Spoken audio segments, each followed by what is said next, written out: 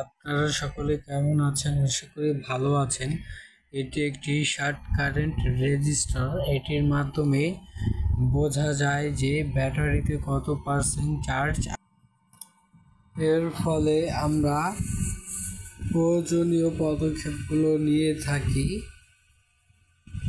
এইখানে T1 দ্বারা transformer, এটি দ্বারা কারেন্টকে এসিকে ডিসিতে রূপান্তর করা হয় ক্যাপাসিটরের মাধ্যমে।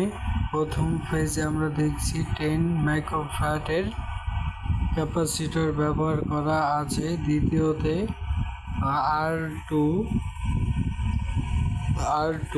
ব্যবহার করা হয়েছে একই শর্ট করে, এই লাইনটি শর্ট করে। আবার অপর প্রান্তে R4 দেখছি 10K ওহম ব্যবহার করা হয়েছে, এটি গ্রাউন্ডের সাথে সরাসরি সংযুক্ত করা। এই যে এই লাইনটি শর্ট করে নেওয়া হয়েছে এবং আমরা এটির মাধ্যমে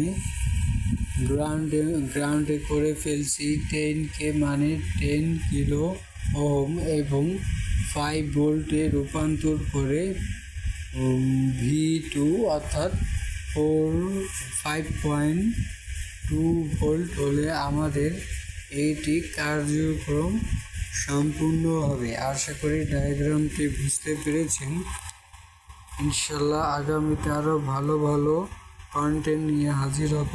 মোবাইল সার্ভিসিংয়ের সুন্দর এবং ভালো দক্ষতা অর্জনের জন্য আমিও শিখছি, আপনাদের সাথে শেয়ার